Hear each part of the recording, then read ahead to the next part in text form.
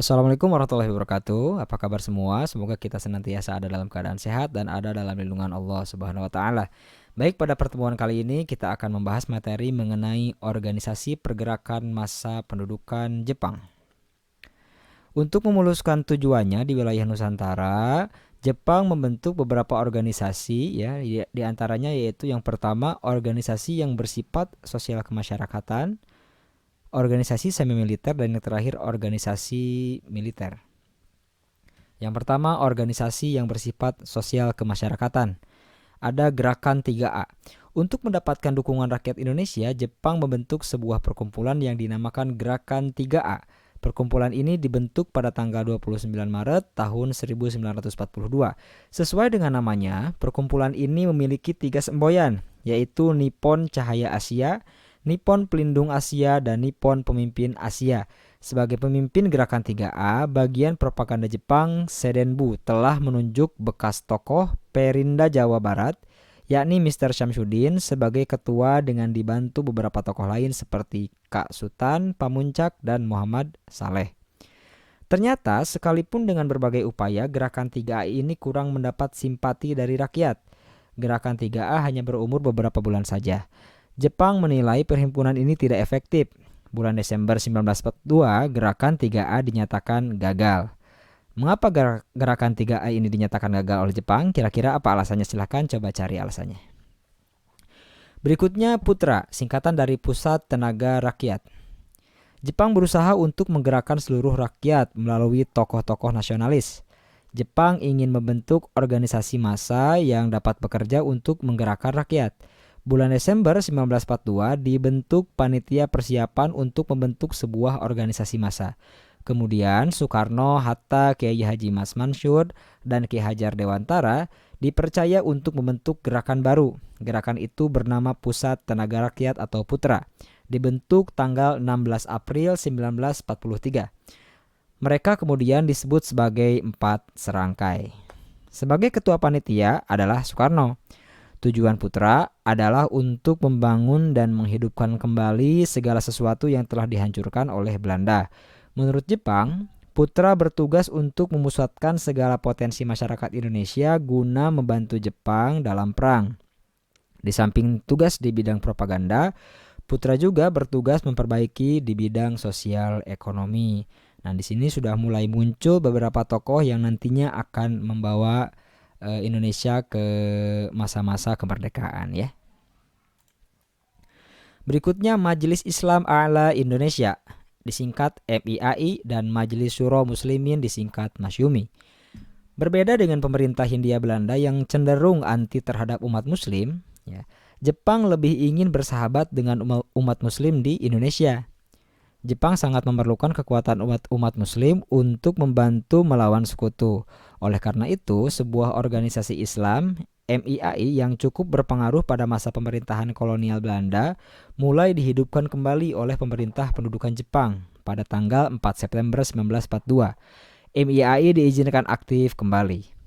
Dengan demikian, MIAI diharapkan segera dapat digerakkan sehingga umat Islam di Indonesia dapat dimobilisasi untuk keperluan perang.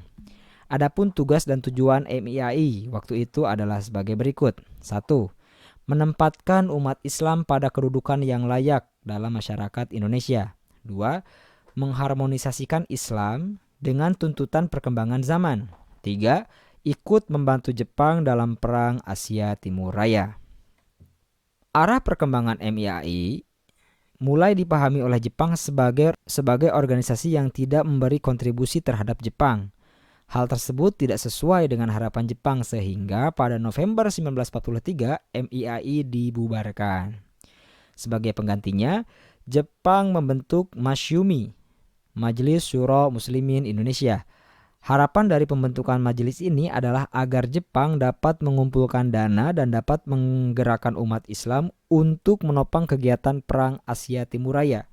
Ketua Masyumi ini adalah Hashim Asy'ari dan wakil ketuanya dijabat oleh Mas Mansur dan Wahid Hashim. Orang yang diangkat menjadi penasihat dalam organisasi ini adalah Ki Bagus Hadikusumo dan Abdul Wahab. Masyumi sebagai induk organisasi Islam, anggotanya sebagian besar dari para ulama.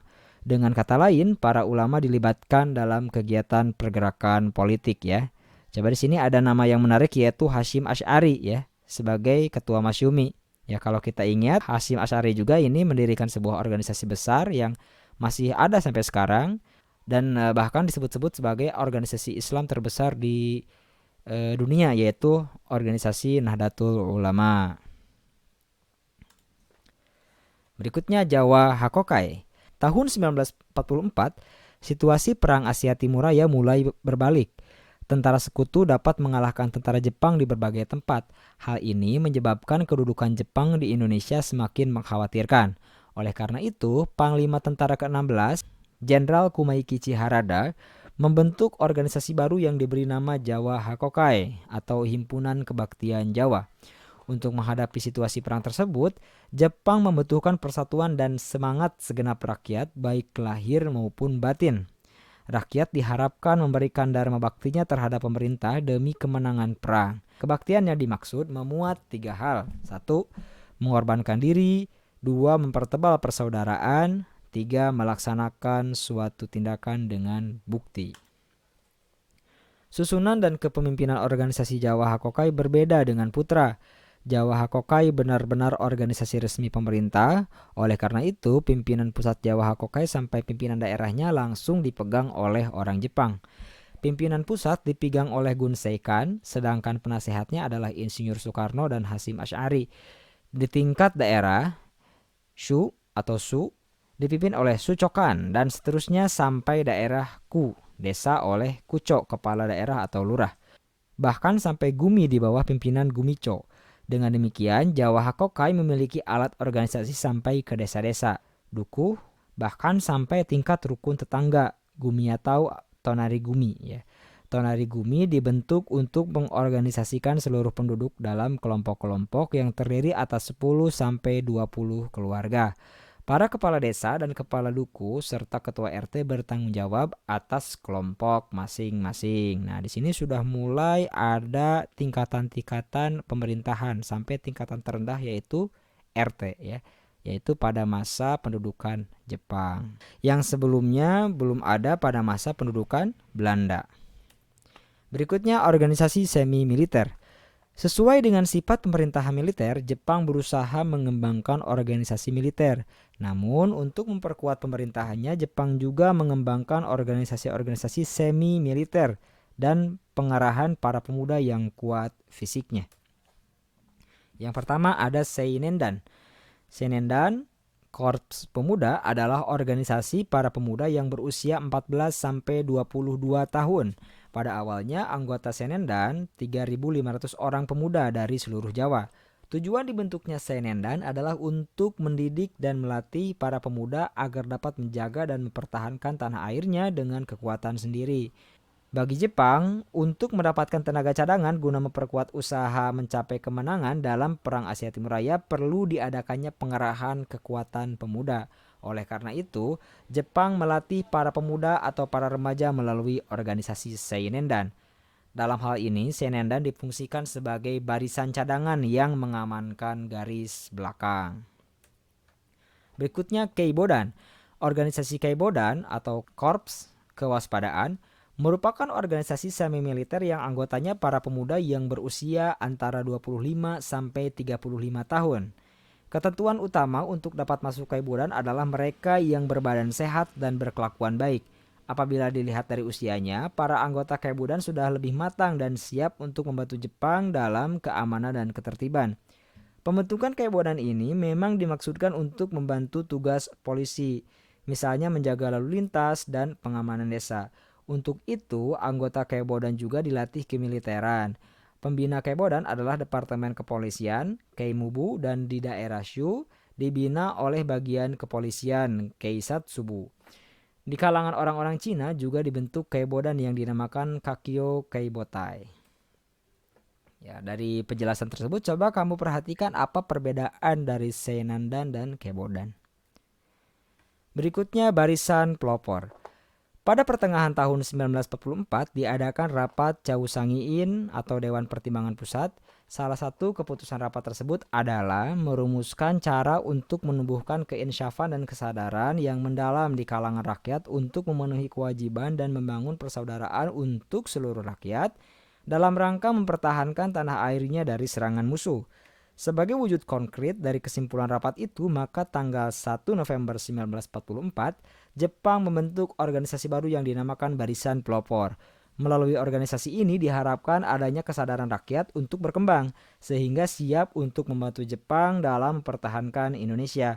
Organisasi semi-militer Barisan Pelopor ini tergolong unik karena pemimpinnya adalah seorang nasionalis, yakni Insinyur Soekarno yang dibantu oleh R.P. Suroso, Oto Iskandar-Dinata, dan Buntaran Martoatmojo. Ya. Barisan Pelopor ini merupakan organisasi pemuda yang berada di bawah naungan Jawa Hakokai. Berikutnya Hizbullah. Pada tanggal 7 September 1944, Perdana Menteri Jepang Kaiso mengeluarkan janji tentang kemerdekaan untuk Indonesia.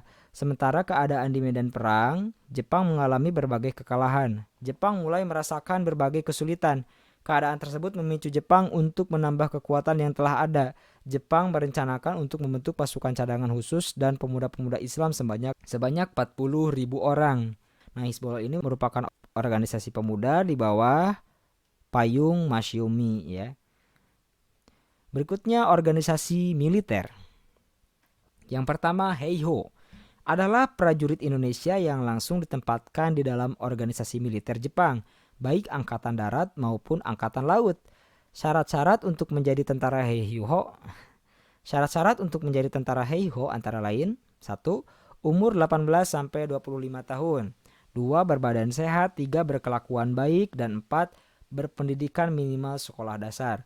Tujuan pembentukan Heiho adalah membantu tentara Jepang. Kegiatannya antara lain membangun kubu-kubu pertahanan, menjaga kamp tahanan, dan membantu perang tentara Jepang di medan perang. Sebagai contoh, banyak anggota Heiho yang ikut perang melawan tentara Amerika Serikat di Kalimantan, Irian, bahkan ada yang sampai ke Birma. Yang kedua, peta. Sekalipun tidak dapat dilepaskan dari rasa ketakutan akan adanya serangan sekutu, Jepang berusaha agar Indonesia dapat dipertahankan dari serangan sekutu. Heiho sebagai pasukan yang terintegrasi dengan pasukan Jepang masih dipandang belum memadai. Jepang masih berusaha agar ada pasukan yang secara konkret mempertahankan Indonesia. Oleh karena itu, Jepang berencana membentuk pasukan untuk mempertahankan tanah air Indonesia yang disebut dengan Pasukan Pembela Tanah Air, disingkat PETA. Jepang berupaya mempertahankan Indonesia dari serangan sekutu secara sungguh-sungguh. Hal ini bisa saja disadari oleh rasa was-was yang makin meningkat karena situasi di medan perang yang bertambah sulit, sehingga di samping Heiho, Jepang juga membentuk organisasi PETA. Nah, salah satu tentara jebolan PETA adalah Jenderal Sudirman, ya, yang kemudian menjadi salah satu pahlawan nasional. Demikian pembelajaran pada pertemuan kali ini, ya. Untuk tugas silahkan nanti cek Google Classroom masing-masing. Adapun bila mana ada hal-hal yang ingin ditanyakan, silahkan tulis di WA grup kelas masing-masing atau tulis di kolom komentar bawah agar juga nantinya bisa dibaca oleh kawan-kawan yang lain. Semoga apa yang kita pelajari menjadi ilmu yang bermanfaat. Sampai berjumpa di pertemuan berikutnya. Salam Historia. Assalamualaikum warahmatullahi wabarakatuh.